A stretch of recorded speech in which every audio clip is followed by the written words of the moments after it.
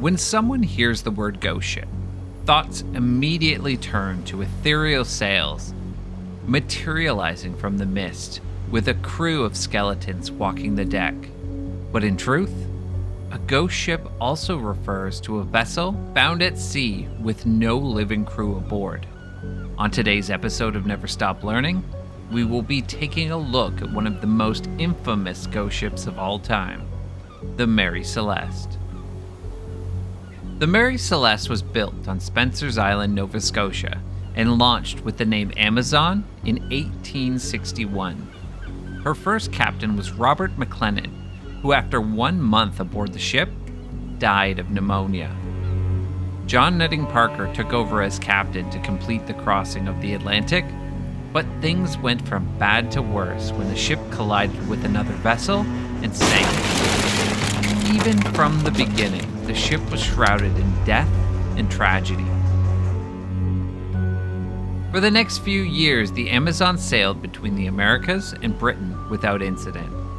This was until October of 1867, when the Amazon was driven aground during a storm at Cape Breton Island.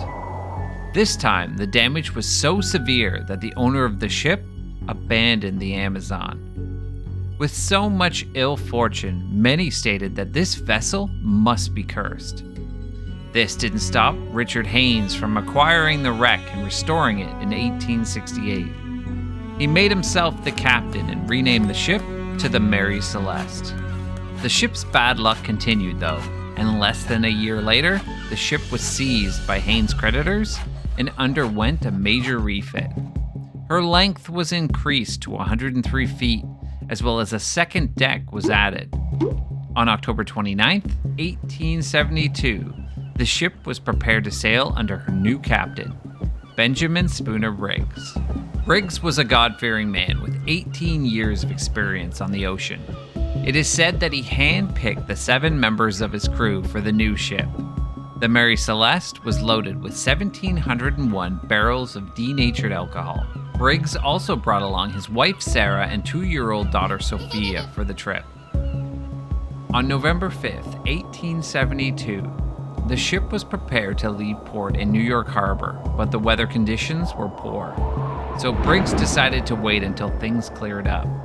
2 days later, under better conditions, the Mary Celeste and her crew departed for Genoa, Italy. Little did anyone know that her captain and crew would never be seen again. 1 month after the Mary Celeste had set sail, another ship, the De Grazia, reached a position midway between the Azores and the coast of Portugal. The helmsman reported a vessel heading erratically towards them.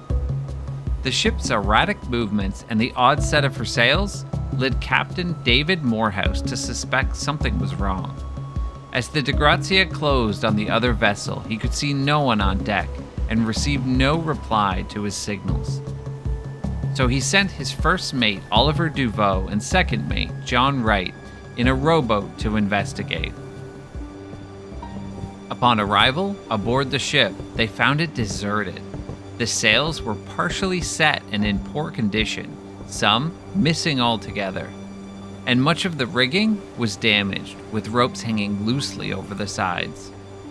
The main hatch cover was secure, but some hatches were found to be open, their covers lying beside them on the deck. The ship's single lifeboat was missing, and the ship's compass had shifted from its place and its glass cover was broken. There was about 3.5 feet of water in the hold, a significant but not an alarming amount for a ship this size. A makeshift sounding rod, which was a device used for measuring the amount of water in the hold, was found abandoned on the deck. They found the ship's daily log in the first mate's cabin, and its final entry was dated at 8 a.m. on November 25th, 9 days earlier. It recorded the ship's position, which was then off Santa Maria Island in the Azores, nearly 400 nautical miles from the point where the De Grazia had encountered her. Duveau saw that the cabin's interiors were wet and untidy from water that had entered through the doorways and skylights, but otherwise everything seemed in reasonable order. He found personal items scattered about Briggs' cabin, including a sheathed sword under the bed, but most of the ship's papers were missing, along with the captain's navigational instruments. The galley equipment was neatly stowed away. There was no food prepared or under preparation, but there were ample provisions in the stores. There was no obvious sign of fire or violence. The evidence indicated a hasty departure from the ship by means of the missing lifeboat. Duveau returned to report these findings to Morehouse, who decided to bring the derelict into Gibraltar over 600 nautical miles away.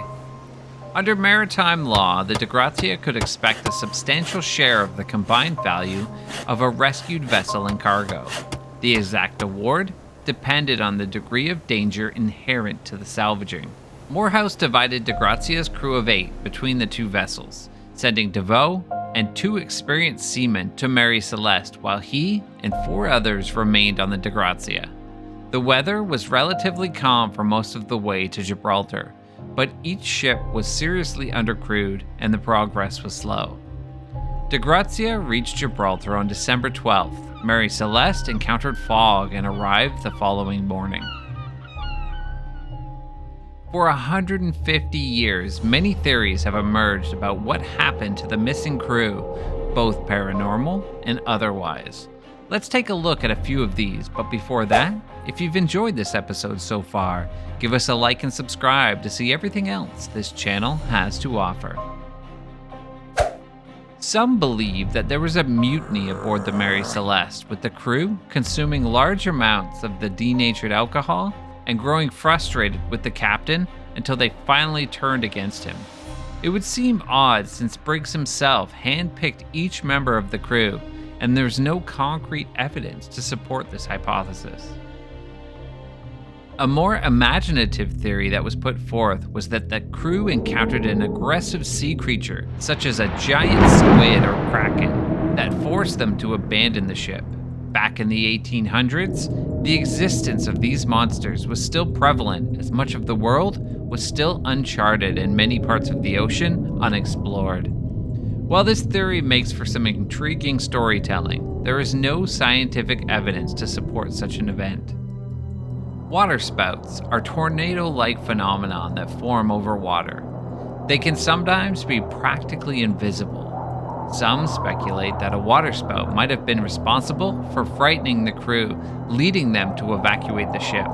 Once again, this theory fails to account for why the crew wouldn't return to the ship once the threat had passed. Another theory suggests that alcohol fumes from the cargo leaked into the ship's living quarters, making the crew feel ill and disoriented. It could have even caused an explosion if it came into contact with an open flame. A recreation of this was done by Dr. Andrea Sella, and it left no evidence on the ship afterwards. This could have caused them to evacuate the vessel. However, the ship's cargo was well sealed, and the crew would have likely been aware of the risks associated with alcohol vapors. Despite the numerous theories, the true fate of the crew of the Mary Celeste remains a haunting maritime mystery, leaving historians, researchers, and enthusiasts to speculate and ponder what might have happened aboard the ill-fated vessel. Thanks for watching this episode of Never Stop Learning. Give us a like and subscribe, as well as check out this spooky video. Until next time.